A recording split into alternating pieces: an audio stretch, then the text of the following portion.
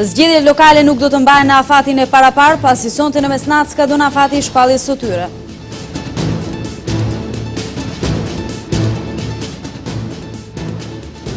Asnjë hap për formimin e qeverisë së re, drejtuesit e LSDM-s nuk kanë filluar kontaktet me partitë shqiptare për të siguruar shumicën e nevojshme për thirrjen e seancës konstituive.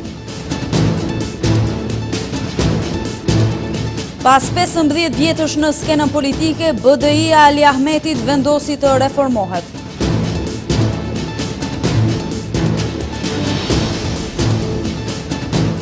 Gjatë javës që vjen, temperaturat pritet të ulen deri në 4 gradë Celsius, po ashtu do të ketë edhe rreshje shiu.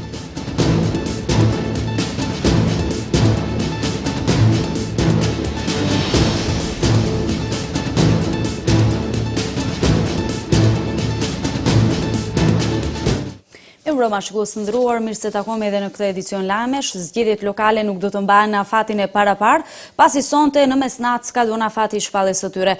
Kuvendi ende nuk e ka zgjedhur kryetarin i cili do të mund të shpallte zgjedhjet në bazë të kodit zgjedhor. Për shtyrjen e zgjedhjeve lokale, kuvendi duhet të hap kodin zgjedhor dhe të intervenojë me ndryshime të reja për shtyrjen e zgjedhjeve. Sonte në mesnatë kalon afati i rregullt për shpalljen e zgjedhjeve të rregullta lokale. Sipas kodit zgjedhor, afati i fundit për mbajtjen e zgjedhjeve lokale është 7 ose 14 maj, por kjo vështirë se mund të arrihet sepse neni 12 i kodit zgjedhor përcakton qartë se kryetari i parlamentit shpall vendim për mbajtjen e zgjedhjeve lokale për kryetar dhe këshilltar komunal në afat më së voni 70 ditë para mbajtjes së zgjedhjeve lokale. Nga Komisioni Shtetëror i Zgjedhjeve thonë se nuk është asgjë në duart e tyre dhe se ata nuk mund të fillojnë punën pa marrë aktin e shpalljes së zgjedhjeve nga kryetari i kuvendit. Duke pas parasysh se me aktin e shpalljes së zgjedhjeve parashikohet data e mbajtjes dhe dita kur do të fillojnë të rrjedhin afatet, KSZ i mbetet që ta presë këtë akt dhe të fillojë me veprimtarinë zgjedhore.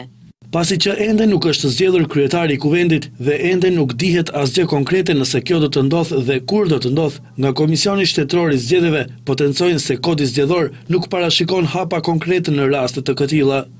Kodi zgjedhor parashikon se nga dita e shpalljes së ditës së mbajtjes së zgjedhjeve nuk mund të kalojnë më shumë se 70 ditë, por as më pak se 70 ditë.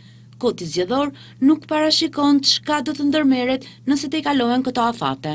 Sipas kodit zgjedhor, zgjedhjet lokale shpallen vetëm nga kryetari i kuvendit. Për shtyrjen e zgjedhjeve lokale, kuvendi duhet të hap kodin zgjedhor dhe të intervenojë me ndryshime të reja për shtyrjen e zgjedhjeve për një afat shtesë. Për të komentuar situatën e krijuar pas kalimit të afatit parapar për mbajtjen e zgjedhjeve lokale, gazetarja jone Mina Ismaili do të bashkëbisedoj sigurisht me një linjë të drejtë për drejtë me njohësin e zhvillimeve politike Selim Ibrahimi.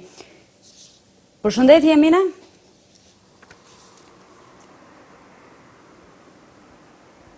Atëherë përshëndetje Naile, Maqedonia për momentin ligjërisht pra mbetet pa pushtetet kryesore. Pa pushtetin legjislativ pasi që kuvendi ende nuk e ka zgjedhur trupin parlamentar dhe ende nuk e ka zgjedhur kryetarin e kuvendit. Pa pushtetin ekzekutiv pasi që qeveria aktuale pra është teknike.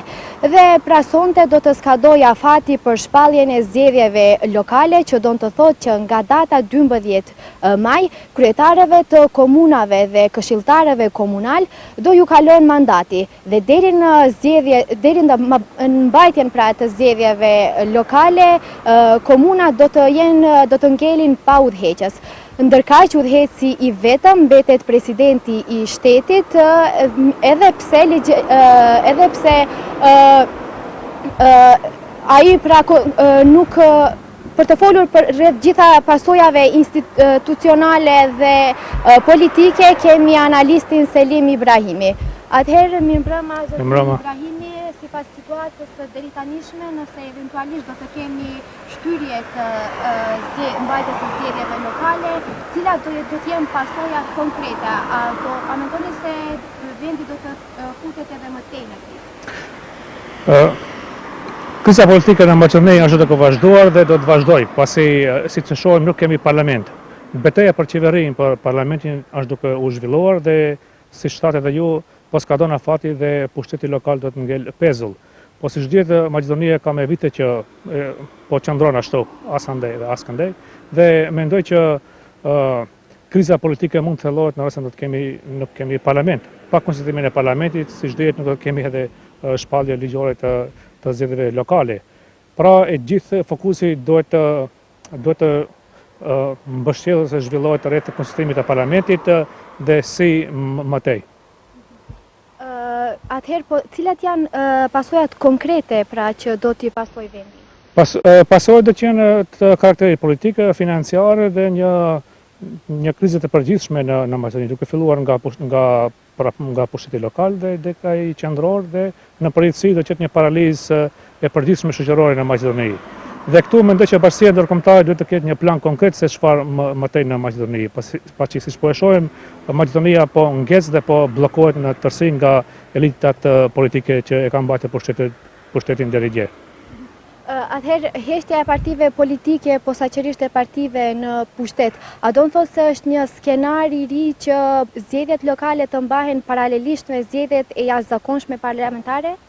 Tani duhet të shohim disa aspekte këtu, pse a do të kemi parlament dhe qeveri, apo dhe sa do të jetë ajo e qëndrueshme dhe kur do të shpallen ato dhe si do të zhvillohen gjithë ky konfigurim politik. Në rast se BDI do të shkojë në koalicion me LSDM-n, atëherë sigurisht që ky koalicion qeveritar në nivel qendror do ta determinojë dhe koalicionin në nivel lokal. Dhe këtu do të parë se si këto manovra politike do të zhvillohen në nivel qendror dhe në atë lokal. Atëherë ju faleminderit zotri. Ishte një intervistë e shkurtër me analistin Selim Ibrahimi rreth asaj se çfarë pasoja mund të ketë vendi nga se shtyhen pra zgjedhjet lokale. Studio. Në rregull Emine, faleminderit për paraqitjen që të dy. Sigurisht mbetet të shihet se çfarë, domethënë cilat procedura do të pasojnë për shpalljen e zgjedhjeve lokale. Vazhdojmë më tej me zhvillime tjera. Drejtuesit e Lidhjes Social-Demokrate të Maqedonisë nuk kanë filluar kontaktet me partitë shqiptare për të siguruar shumicën e nevojshme për thirrjen e seancës konstituive të legjislacionit të ri, ku do të zgjidhej kryetari i kuvendit dhe do të hapej rruga për caktimin e mandatarit për qeverinë e re. Nga LSDM-ja për televizionin Shenja thonë se nuk kanë ndërmarrë asgjë konkrete në këtë drejtim për shkak se më rëndësi për Maqedoninë është kthimi i rendit kushtetues. LSDM ende nuk ka filluar kontaktet me partitë shqiptare për të formuar shumicën parlamentare me të cilën do të mund të thirrte vazhdimin e seancës konstituive në të cilën do të zgjidhej kryetari i ri i kuvendit, i cili do të shpallte edhe zgjedhjet e rregullta lokale. Nga LSDM për televizionin Shenja thonë se nuk kanë ndërmarrë asgjë konkrete në këtë drejtim për shkak se më rëndësi për Maqedoninë është kthimi i rendit kushtetues. Për momentin, interesi i rëndësisë së veçantë në Maqedoni është kthimi i rendit kushtetues. Kjo nënkupton që Gjorge Ivanov patjetër t'ia kthej mandatin LSDM-s dhe Zoran Zaevit me qëllim që të zgjidhet kryetari i parlamentit, por edhe kryeministri. Nga LSDM thonë se thirrja e vazhdimit të seancës konstituive të kuvendit me qëllim të zgjedhjes së kryetarit të kuvendit, por edhe formimi i qeverisë nuk është çështje individuale e LSDM-s, por e më tepër subjekteve politike me të cilët duhet të arrihet marrëveshje për koordinim. Ndërkohë që nuk ka ndonjë hap konkret për formimin e institucioneve, kryetari i LSDM Zoran Zaev ka folur sot për faktin se ata kanë arritur që të sigurojnë 67 mandatet e duhura për formimin e qeverisë së re. Duke folur para grave të tubuara për marshin e 8 marsit, Zoran Zaev premtoi para socialdemokratëve të pranishme një sër ndryshimesh të ligjeve të cilat do të përmirësojnë kushtet për punë të gruas. LSDM ka siguruar 67 mandate dhe është në prag të formimit të qeverisë, kështu deklaroi kreu i socialdemokratëve Zoran Zaev në fjalimin e tij në marshin me rastin e 8 marsit. Gido Čekaf me promenit. Od 120 mandati. I pritëm ndryshimet, prej 120 mandateve, 67 mandate kemi pas nesh dhe ja, ku jemi para formimit të qeverisë, nuk dëshirojnë ta dorëzojnë pushtetin, gjejnë arsyetime banale, vetëm e vetëm që të mos e dorëzojnë pushtetin, ndërsa ne dëshirojmë me të mirë sepse jemi pak, jemi kushërinj, aq që kemi Maqedoninë. Zoran Zaev premtoi para socialdemokratëve të pranishme një sër ndryshime të ligjeve, të cilat do të përmirësojnë kushtet për punë të gruas. Ta vlada na izbrana od okolo Ajo qeveri e zgjedhur prej rreth 700.000 qytetarëve do të kujdeset për të gjithë gratë, për të gjithë fëmijët dhe do të kujdeset për të gjithë qytetarët e Maqedonisë, sigurojmë barazi dhe stabilitet, bashkim dhe jo ndarje, integrim dhe jo izolim. Duke u uruar 8 marsin, kreu i LSDM Zoran Zaev kërkoi nga socialdemokratët që të jenë krenare dhe të lumtura për shkak se e kanë liruar Maqedoninë. Edhe sot nëpërmjet komunikatave për media janë përplasur VMRO, DPMN-ja dhe LSDM-ja. Partia Nikola Gruevskit kërkon që së bashku me zgjedhjet lokale të mbahen edhe zgjedhjet parlamentare. Nga LSDM-ja janë përgjigjur duke thënë se zgjedhjet do ta thellonin edhe më tej krizën politike në vend. Ata kërkojnë nga presidenti Ivanov që t'u dorëzojë atyre mandatin për formim të qeverisë. Ka vazhduar edhe sot përplasja ndërmjet partive maqedonase VMRO, DPMN dhe LSDM. VMRO vazhdon të insistojë në kërkimin e zgjedhjeve të reja, ndërsa nga LSDM thonë se ato zgjedhje nuk do të sjellin asgjë të re përpos thellimit të krizës. VMRO, DPMN ka kërkuar sot që së bashku me zgjedhjet lokale të mbahen edhe ato parlamentare. Po afrohen zgjedhjet lokale dhe zgjidhja më e mirë e krizës është që Zoran Zaev të marrë guximin dhe të pranojë që të vendos platformën para qytetarëve me të njëjtin harxhim. Ata do të votojnë edhe për zgjedhjet lokale dhe do të deklarohen për platformën e Tiranës. Nëse Zoran Zaev dhe LSDM kanë dyshim se platforma është e dëmshme për Maqedoninë, VMRO DPMN i inkurajon ata që ta refuzojnë të njëjtën. Në këtë rast do t'i ndihmojmë Zaevit dhe LSDM-s që të formojnë qeveri çfarë të dëshirojnë ata, edhe pse kanë humbur zgjedhjet. Në reagimin e LSDM-s, ata thonë se koncepti VMRO-s për përçarje humbi në zgjedhjet e 11 dhjetorit dhe se qytetarët votuan për konceptin e një shteti të barabartë për të gjithë. Qytetarët qartë votuan për jetë kualitative për të gjithë, arsimim kualitativ dhe shëndetësi për të gjithë, për drejtësi për të gjithë, për shtet në shërbim të gjithë qytetarëve dhe kjo duhet të fillojë të realizohet. Gruevski dhe udhëheqësia e VMRO DPMN-s duhet të respektojnë vullnetin e shumicës së qytetarëve të Maqedonisë. Ata kërkojnë nga presidenti Ivanov që të jep mandatin kryetarit të tyre Zoran Zaev. Hapi i ardhshëm sipas tyre është transferimi i qetë dhe i shpejtë i pushtetit. Bashkimi Demokratik për Integrim nëpërmjet një komunikate për media ka njoftuar se në mbledhjet e saj të fundit, përpos vendimit për të bërë pjesë e qeverisë, ka vendosur edhe për reformim të partisë. Ata kërkojnë dhe mbështesin hetim për veprimtarinë e çdo funksionari të tyre për vitin 2002 deri më tani dhe bartje të përgjegjësisë për çdo keqpërdorim eventual të besimit partijak dhe detyrës zyrtare. BDI ka vendosur të reformohet, të paktën kështu thuhet në komunikatën e BDI-s që është dërguar mediave. Nga partia Ahmetit kanë thënë se në mbledhjet e mbajtura të kryesisë qendrore, përpos vendimit për të qenë pjesë në qeverinë e ardhshme me LSDM-n, ata kanë diskutuar edhe për nevojën për reformim transparent të gjithë niveleve dhe strukturave të BDI-s. Që nga themelimi i vet, si pasardhëse e UÇK-s e Gjermësot, BDI dhe Ali Ahmeti kanë ngadhnyer në çdo garë zgjedhore, duke marrë besimin dhe përgjegjësinë nga shumica absolute e shqiptarëve në vend. Besimi i qytetarëve për të zbatuar premtime zgjedhore është realizuar me pjesëmarrje gati sa të pandërprerë në të gjitha pushtetet, gjë që ka të bëjë me eksponentët partijak të bëhen objekt i kritikës së vazhdueshme, por edhe i shpifjeve të paskrupullta që përfshin akuzat të paargumentuara për korrupsion, nebulozave, për tradhti kombëtare, gjerë tek akuza marrëzore për vrasje. Nga BDI thonë se për të zbardhur të vërtetën e plot, ajo kërkon dhe do të angazhohet për hulumtim të thellë të veprimtarisë së çdo funksionari nga viti 2002 deri më sot dhe bartje të përgjegjësisë për çdo keqpërdorim eventual të besimit partijak dhe detyrës zyrtare. Duke qenë të sigurt në veprimtarinë tonë, ky hap paraqet për kushtim të palëkundur për zbardhjen e së vërtetës dhe nismës reformuese për vijimin e qëndrueshëm të BDI-s si vlerë kombëtare nëpërmjet largimit ligjor dhe institucional të gjitha dyshimeve, por edhe shpifjeve të vazhdueshme tendencioze në adresë të BDI-s. Në mbledhjen e fundit, BDI vendosi që të jetë pjesë e qeverisë me LSDM, ndërsa kanë kërkuar nga presidenti Ivanov që t'i jap mandatin liderit të LSDM-s Zoran Zaev. Profesoria universitare Besa Arifi ka thënë se të drejtat etnike dhe kolektive janë shumë të rëndësishme dhe burojnë nga kushtetuta dhe ligjet. Arifi vlerëson se gjithmonë është koha e duhur për hapjen e çështjeve të cilat janë të lidhura me avancimin e të drejtave të një bashkësie, por vlerëson se ka disa gabime në prioritetet e platformës shqiptare. Pa shtet juridik nuk mund të ketë të drejta kolektive, kështu deklaron profesoresha universitare Besa Arifi në intervistë për Radion Evropa e Lirë. Ajo vlerëson se të drejtat etnike dhe kolektive janë shumë të rëndësishme dhe burojnë nga kushtetuta dhe ligjet.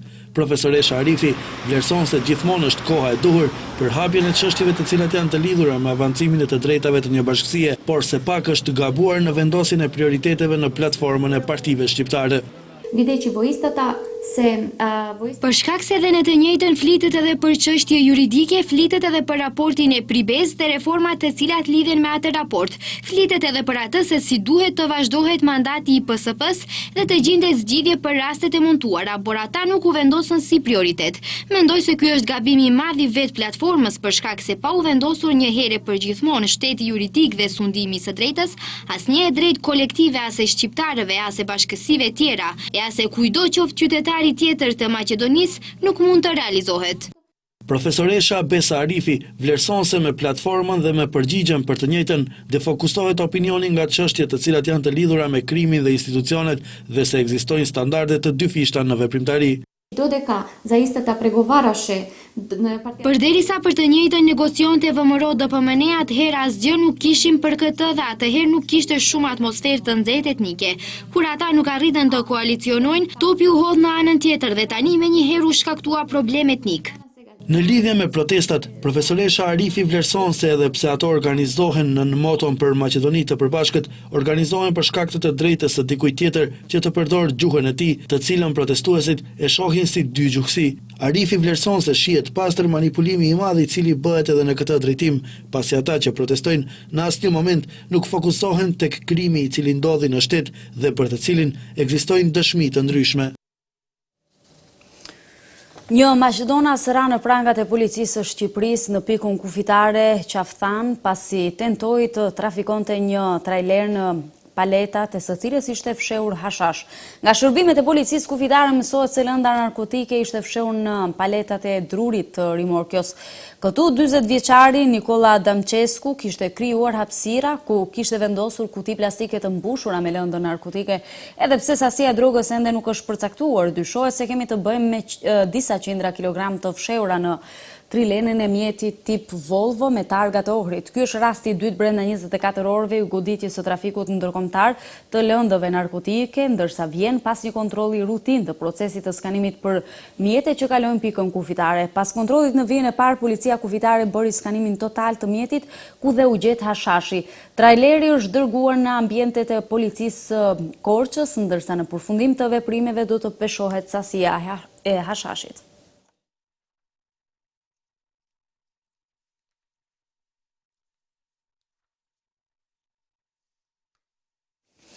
Që nga fillimi i javës pritet që të ketë ulje të ndjeshme të temperaturave, të martën dhe të mërkurën do të ketë rreshje të vazhdueshme, ndërsa të enjten do të ketë intensitet më të madh të rreshjeve dhe temperatura dukshëm të ulta. Prej nesër pritet të ketë ndryshim të motit, ulje të mëdha të temperaturave deri më 4 gradë, rreshje të vazhdueshme dhe erë të fortë do të ketë në ditët në vazhdim.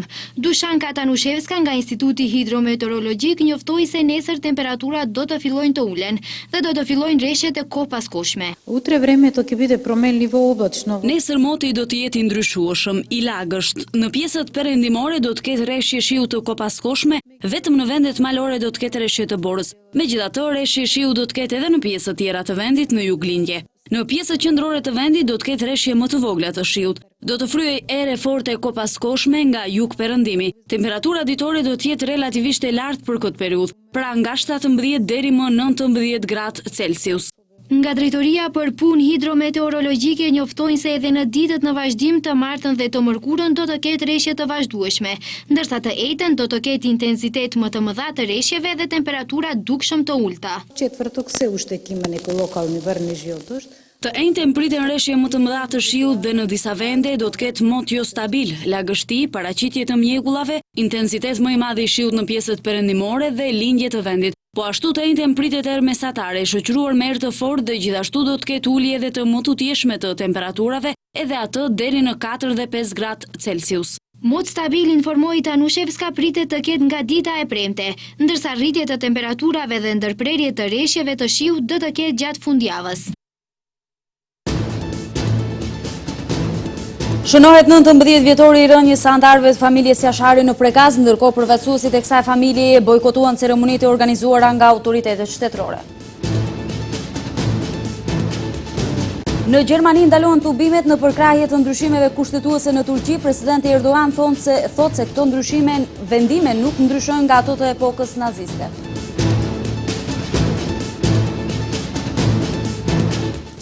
Ecim me zhvillimet nga rajoni dhe bota. Sot përshënohet 19 vjetori i rënjes së antarëve të familjes Jashari në Prishtinë. Institucionet kanë organizuar ceremoni, por të cilat janë bojkotuar nga antarët e familjes Jashari.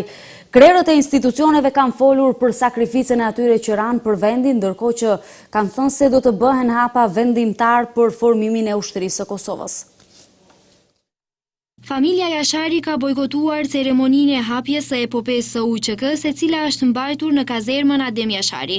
Kjo ceremoni është organizuar nga qeveria e Kosovës për nder të 19 vjetorit të rënjes së komandantit legjendar Adem Jashari dhe familjes së tij. Përveç që bojkotuan ceremoninë hapëse, familja Jashari këtë 5 mars ka mbyllur edhe dyert. Oda Jasharajve në përvjetorët e kaluar ka qenë e hapur si për lider institucional, por edhe për qytetar. Por si vjet nuk po ndodhe njëjta. Presidenti Hashim Thaçi ka thënë gjatë kësaj ceremonie se askush nuk do të mund ta njollos luftën e UÇK-s.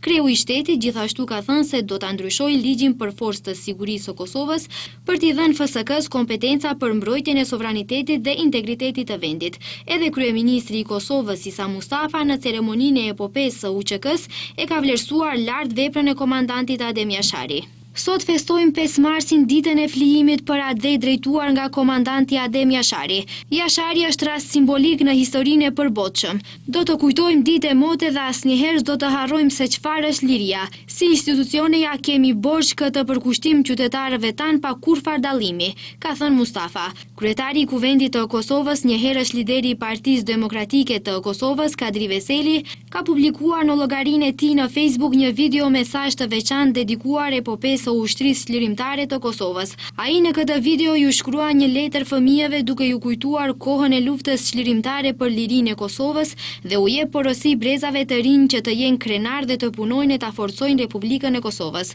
Edhe deputeti i Aleancës për Ardhmërinë e Kosovës Daud Haradinaj në ditën e parë të epopesë së UÇK-s ka përkujtuar sakrificën e familjes Jashari. Haradinaj në profilin e tij në Facebook ka shkruar përjetësisht respekt familjes Jashari. Kryetari i Partisë Demokratike të Shqipërisë, Lulzim Basha, në një bashkëbisedim me fermerët, deklaroi se Edi Rama është personi që ka bllokuar rrugën e Shqipërisë drejt Evropës. Rama po e bllokon hyrjen e Shqipërisë në Evropë me drogën, krimin dhe mosbatimin e dekriminalizimit. Edi Rama solli dhe mban kriminalët në pushtet, mbushi Shqipërinë me drogë dhe nxorri bandat nga burgu për të prishur zgjedhjet e lira dhe të ndeshme. Zhbllokimi i rrugës europiane të Shqipërisë vjen nga lufta kundër drogës, e parave të drogës, nga zbatimi i dekriminalizimit, nga zbatimi i reformës së vërtetë në drejtësi, nga largimi i Edi Ramës. Nëse ai vendos zhbllokimin e rrugës europiane të Shqipërisë, unë e mirpres në këtë çadër për të firmosur qeverinë teknike, tha Basha. Duke folur për problemet e fermerëve, kreu i PD-s tha se kryeministri i fasadave ka 4 vite që nuk i ka parë hallet e fermerëve.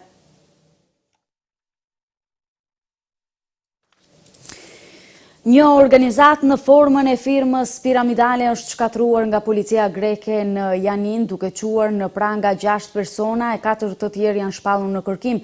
Ata kishin krijuar një skem që u kishte sjell fitime të mëdha parash, ndërsa klientëve të tyre u merrnin shuma të konsiderueshme në këmbim të emërimit të lartë të qeqeve bankare. Në krye të organizatës qëndronte një 65 vjeçar grek. Gjatë aksionit të policisë janë sekuestruar plot 612.000 euro, 66.022 dolar, 8.760 pound britanik, si dhe 100 monedari. Veprimtaria e organizatës e shtrirë në aktivitetin e fajdeve, ka sjellë operacionin e policisë në Janin, Athin, Arta, Selanik, Korin dhe Dylokastro. Midis të arrestuarve është edhe një shtetas bulgar, si dhe 3 të tjerë nga Pakistani. Tipari kryesor i veprimtarisë së tyre ishte kreditimi privat dhe më pas merrnin shuma të mëdha nga transaksionet e kamatave. Antarët kishin role të përcaktuara në hierarkinë e organizatës, Përveç sasive të mëdha të parave, janë sekuestruar 4 shufra dhe flet ari, 1 plak ari prej 1 kilogram,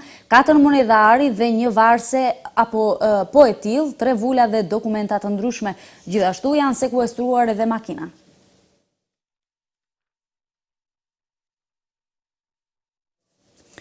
Presidenti i Turqisë Recep Tayyip Erdogan në lidhje me anulimin në Gjermani të aktiviteteve ku do të merrnin pjesë ministrat e ekonomisë dhe drejtësisë, ka deklaruar se këto vendime nuk janë të ndryshme nga vendimet e Gjermanisë naziste në të kaluarën, raporton agjencia Anadolu. Presidenti Erdogan ka mbajtur një fjalim në aktivitetin me temë Gradë dhe demokracia, i cili është zhvilluar në Pallatin e Sporteve Abdi Ipekçi në Stamboll nga shoqata Gruaja dhe Demokracia. Në Gjermani nuk i lejojnë shokët tanë të flasin, atëherë të mos i lejojnë. Pra, kujtoni se votat në Gjermani do të dalin jo në vend që të dalin po, duke mos lejuar që të flasin. O Gjermani, ju nuk keni lidhje as nga afër dhe as nga larg me demokracinë. Vendimet tuaja aktuale nuk janë të ndryshme nga zbatueshmëritë në periudhën naziste në të kaluarën. Këtë duhet ta dini kështu, u shpreh Erdogan.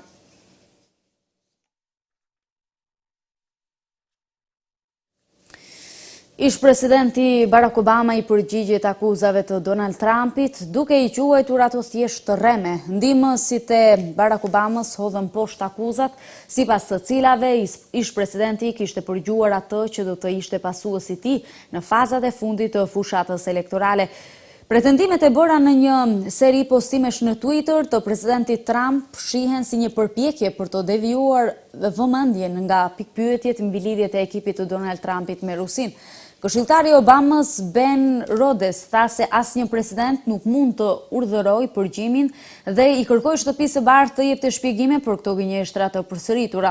Zëdhënësi i Obamas Kevin Lewis hodhi gjithashtu poshtë pretendimet, duke thënë se administrata e kaluar kishte një rregull madhor, atë të mos ndërhyrjes në asnjë hetim të Departamentit të Drejtësisë dhe askush në ekipin e Obamas nuk ka urdhëruar asnjë përgjim. Çdo aludim i ndryshëm nga ky është pashmangshmërisht i rrem. Shtëpia e Bardhë nuk ka dhënë asnjë provë për ato çfarë Trump ka shkruar në Twitter, edhe pse i është kërkuar me këmbgulje ta bëjë një gjë të tillë.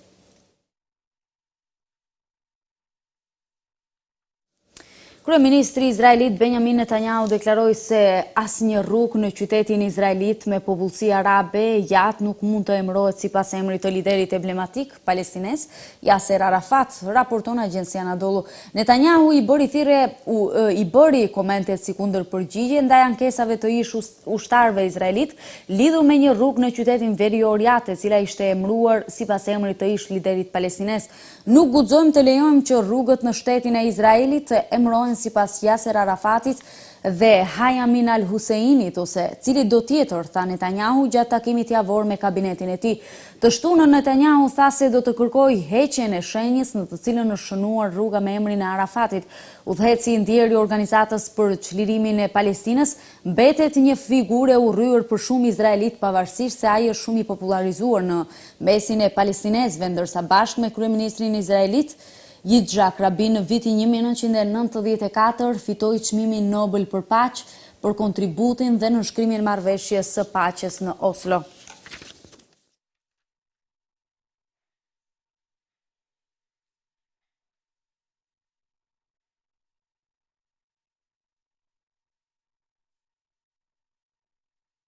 Shikues të nderuar, me kaq përmbyllim hapësirën informative. Ju mund të klikoni edhe në faqen tonë të internetit shenja.tv. Mirupafshim.